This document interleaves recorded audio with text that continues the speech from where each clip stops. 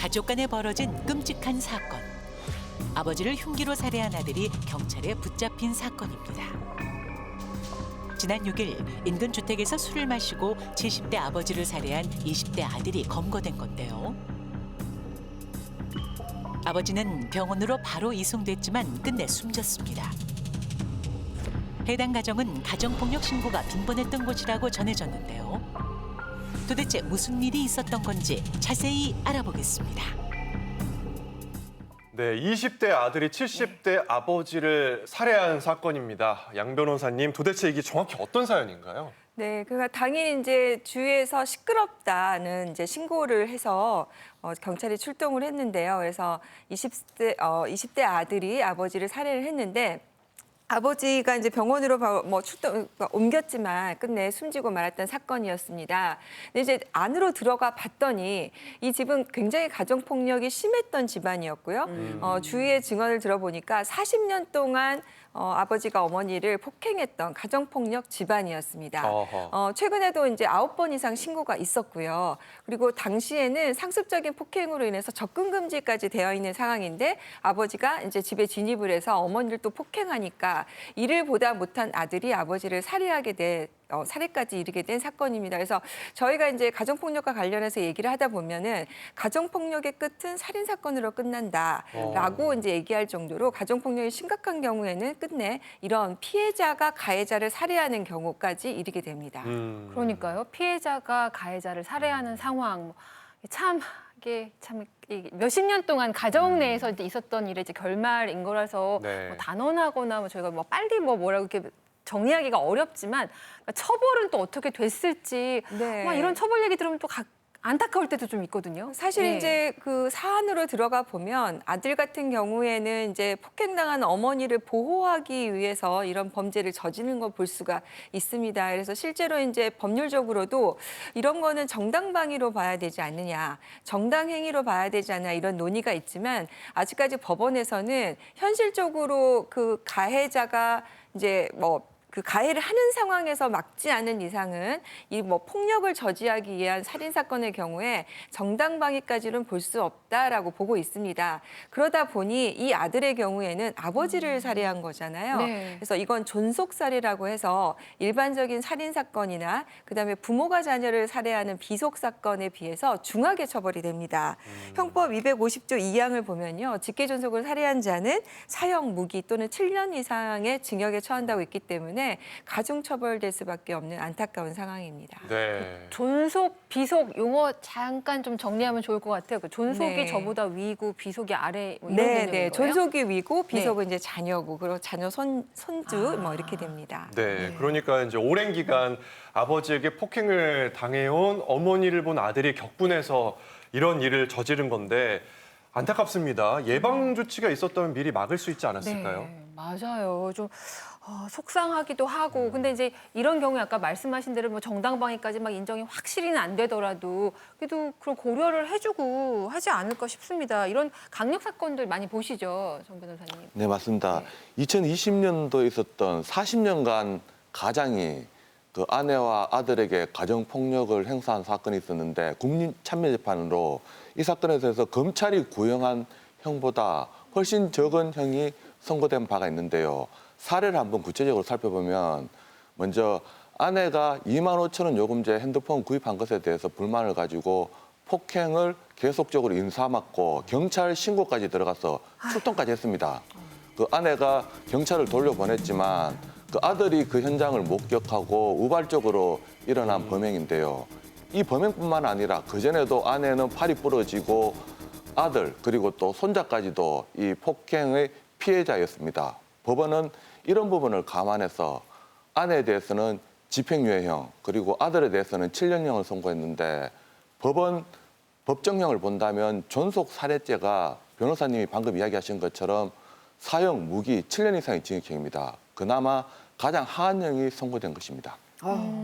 아니 그런데 이렇게 가정 폭력으로 인한 사건 사고가 너무 많이 발생하는 것 같아요. 뉴스에서도 자주 접할 수 있고 그리고 또 심지어 이 가정 폭력이 폭력이 결국에는 살인까지 이렇게 이어진다는 게 너무 안타까운 상황인 것 같아요. 근데 이게 가정 폭력이 보통 다 보면 이게 거의 욱하는 마음에 좀 많이 생기더라고요. 그래도 그나마 다행인 게 저는 가정이 없어서 좀 네? 다행인 것 같습니다. 예. 없었어요? 하지만 앞으로 이제 가정을 꾸릴 거기 그렇죠, 때문에 그렇죠. 오늘 네. 정말 좀 무거운 마음을 가지고 우리가 좀 지켜봐야겠다 생각도 들어요. 또 우리가 지켜줘야 할 가정들이 이 사회에 존재하고 있는 것도 사실이고요. 속상한 게 이런 뉴스 한번 보고 막 사회가 막 시끄러웠어요. 그러면 그다음에 이런 뉴스 좀 안 나오려나 싶지만 계속 또 반복되거든요. 그렇죠. 왜 그럴까요? 제가 일단 그 부부 간에 발생한 폭력에 관련된 이야기를 잠깐 하나 더 말씀을 드리고 싶은데 전형적인 부부 학대 사례이자 동시에 가정폭력 사례입니다.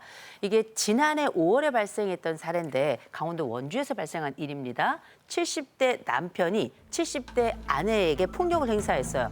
먼저 아내에게 유서를 쓰게 했습니다. 유서요? 이제 당장 생을 끝내겠다라고 유서를 쓰게 하고 이 남편이 폭력한 것도 모자라서 도망가는 아내를 붙잡아서 기저귀천으로 얼굴과 목을 감기도 한 그 사건이었는데 이 사건에서 남편이 최종적으로 어떤 형량을 받았는가? 이 남편이 징역 4개월에 집행유예 1년을 선고받았습니다. 아니 집행유예를 받았다고? 아니 이거 좀 너무한 거 아니에요 판결이? 아니 근데 이게 거의 이거는 제가 볼 때는 죽이려는 의도가 있었던 그치. 거거든요. 왜냐면 기저귀랑 천으로 했으니까. 네.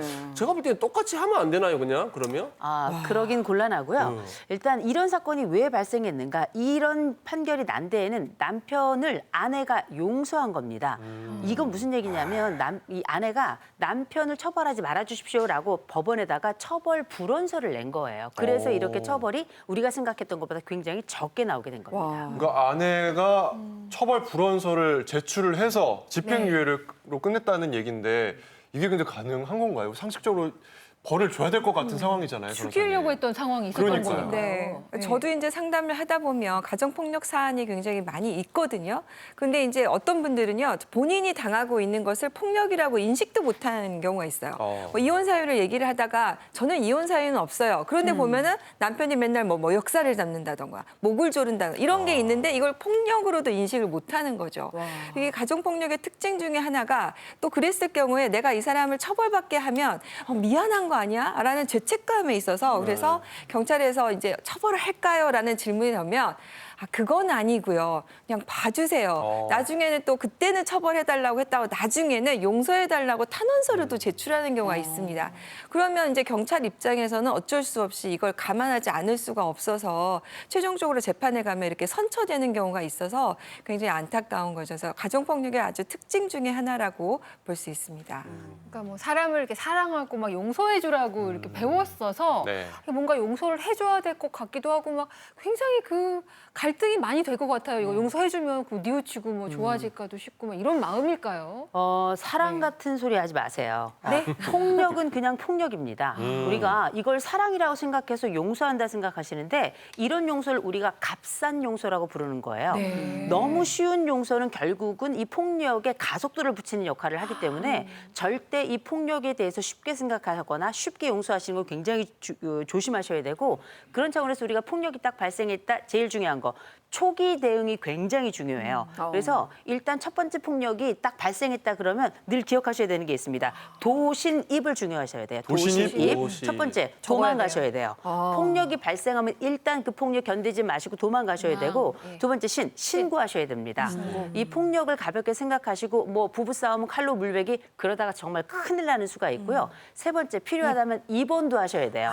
이런 과정들이 다음번 폭력을 예방하고 또 피해가 발생하지 않도록 하는 데 매우 중요하기 때문에 기억하시고 제가 말씀드렸죠. 이런 쉬운 용서 또 이 값싼 용서가 이 폭력을 더 가중시키기 때문에 각별히 기억하셨으면 좋겠습니다. 와, 저는 여러 용서 가운데 값싼 용서는 처음 들었는데 진짜 값싼 용서라는 말씀이 이게 명언인 것 같아요. 그리고 진짜 폭력에는 강력하게 대응해야 된다고 저는 생각합니다. 안 그래요? 맞습니다. 예? 이게 강하게 해야지 아니면 이게 계속 반복이 됩니다. 맞아요. 이거 절대로 안 됩니다, 진짜. 왜 근데 저를 쳐다보면서 말씀하세요? 전 폭력적이지 않습니다. 형님이 전화 왔어요, 나한테. 근데 정말 오늘 저도 이 값싼 용서가 폭력의 가속도를 붙인다. 이게 정말 네. 확 와서 꽂혔어요.